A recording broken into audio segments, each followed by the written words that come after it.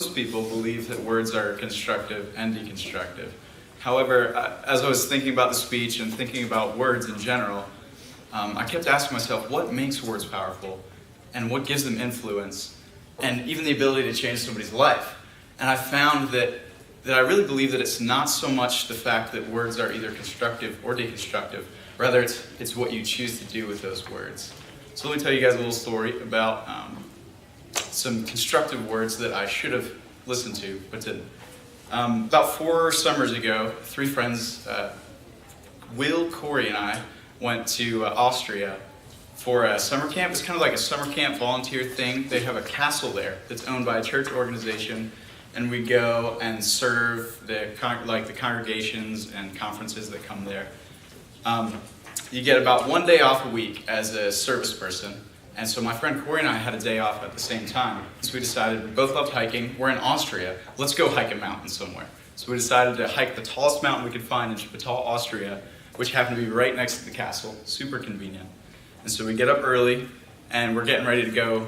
And as soon as we leave the door, my other friend Will says, "Hey guys, do you have a phone with you? Because there's only 2 of you. You should probably take a phone up the mountain with you."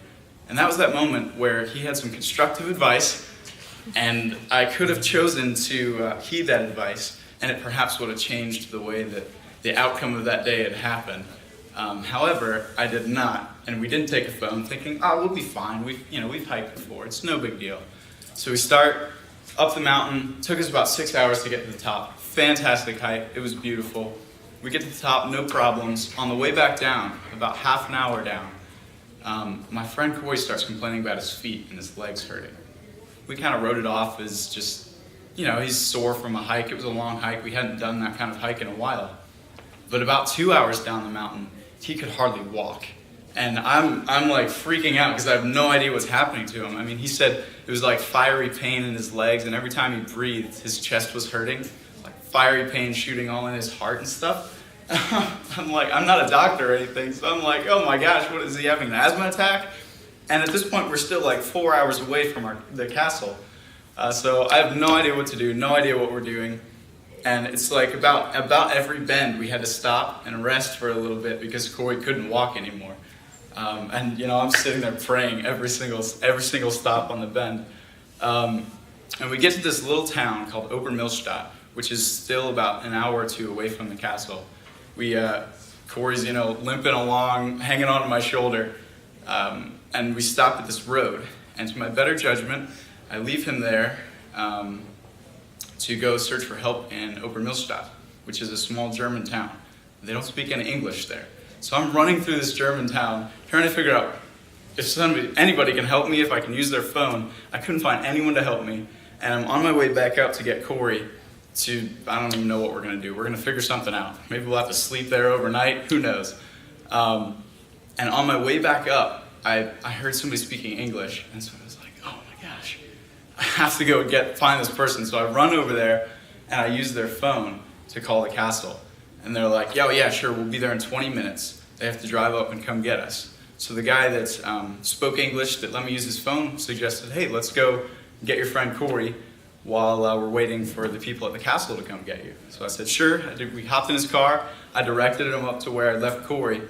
And to my dismay, Corey was not there. He had disappeared, and I assumed the worst, that he'd wandered off into the woods to die alone or something. He'd given up on life. At this point, I just gave up. I didn't know what to do. And we waited there for about 20 minutes, sort of driving around the town looking for him. And it turns out that he had used his minimal amount of German to flag somebody down and have them drive him back to the castle.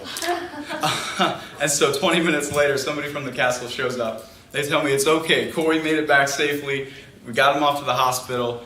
And it turns out that everything was fine. He had some weird condition called pericarditis, where it's an inflammation of the tissue around your heart due to a cough that he had earlier. Who knew? But all that to say, it was from the constructive advice of my friend that we could have avoided that whole situation. I could have used a phone to call somebody hours ago, and we wouldn't have been back at I think we made it back around 8 or 9 o'clock. It was super late, all day.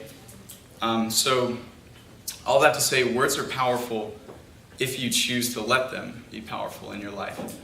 Had I taken my friend's advice that day, they would have had power in my life. So, thanks.